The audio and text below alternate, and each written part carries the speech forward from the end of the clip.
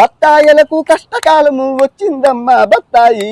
ఈలోపు వానరులు కాగడాలు తీసుకుని లంకంతా తగలబెట్టేశారు. వేల ఇల్లు వస్తువులు కాలిపోయాయి. మరి సీత కూడా కాలిపోతే ఏం చేస్తారా? కోతులకు బుద్ధి ఉండదని హనుమ చెప్పాడు కదా, అంతేలే. అప్పుడు లంకలోని వారి ఆర్తధ్వనులు 120 కిలోమీటర్ల దూరం వినిపించాయట. ఒరే ముష్టి ముదుగొండ, 120 కిలోమీటర్ల అవతల ఉన్నవాడెవడు విన్నవాడెవడు? చుట్టూ సముద్రమే కదా. అసలు లంకలో అంతమంది రాక్షసులు వానరులు ఎలా పట్టారా? మీ రామాయణంలో లెక్కల్లేవురా, అన్నీ బొక్కలే. అంతలో సుగ్రీవుడు కుంభుడు అనే రాక్షసుడితో యుద్ధం చేస్తూ అతని సముద్రం అడుగుభాగానికి విసిరేశాడు. అందువల్ల ఎగసిన సముద్రం వింధ్యా పర్వతాల వరకు వెళ్లిపోయిందట. అంటే కేరళ, తమిళనాడు, ఆంధ్ర, కర్ణాటక అన్నీ మునిగిపోయాయా? మొత్తం పోయారా? ఇది మామూలు సొల్లు కాదు భయ్యా, పరమసొల్లు. అంతలో కరుడి కొడుకైన మకరాక్షసుడు యుద్ధానికి వస్తాడు. రాముడితో ఈ రోజు నిన్ను నేను చంపి తీరుతానంటాడు. అప్పుడు శ్రీరామచంద్ర ప్రభులు వారు నవ్వుతూ, శక్తికి మించిన హెచ్చు మాటలు ఎలా వృధాగా పలుకుతావు?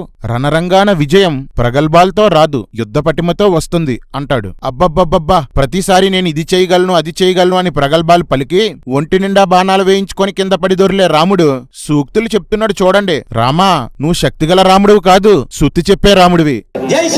రాముడు మకరాక్షసుడు బాణాలు వేసుకుంటుంటే 4 దిక్కులు బాణాలతో నిండిపోయాయట. రాలిపోయిన బాణాలతో నేలంతా కప్పబడిపోయిందట. మొత్తానికి రాముడు మకరాక్షసుని చంపేస్తాడు. ఇంద్రజిత్తు మళ్లీ యుద్ధానికి బయలుదేరే ముందు బలులు ఇచ్చి దేవతల్ని, దానవుల్ని, అగ్నిని ప్రసన్నం చేసుకుంటాడు. ఎలాగెలగా దేవతలకి అగ్నికి బలులిచ్చేసరికి ఇంద్రజిత్తు పార్టీలోకి చేరిపోయారా? రే, ఎవడికి నీతి లేదురా మీకు? అగ్నిదేవుని ఆశీస్సులతో యుద్ధానికి వచ్చిన ఇంద్రజిత్తు బంగారు బాణాలతో అన్నదమ్ముల శరీరమంతా కొట్టాడు. రక్తాలు కారుతుంటే మళ్లీ మళ్లీ బాణాలు వేశాడు. రక్తసిక్తమైన అన్నదమ్ములు బాగా పూసిన మోదుగు చెట్టులా ఉన్నారట.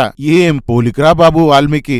అంతట రాముడు నా అస్త్రాగ్నితో ఇంద్రజిత్తుని రణరంగంలో చంపుట తథ్యం అంటాడు. కాని ఇంద్రజిత్తుని రాముడు చంపడు. రామా, ప్రగల్భాలని వీటినే అంటారు. నువ్వు పావన రాముడివి కాదు, ప్రగల్భాల రాముడివి.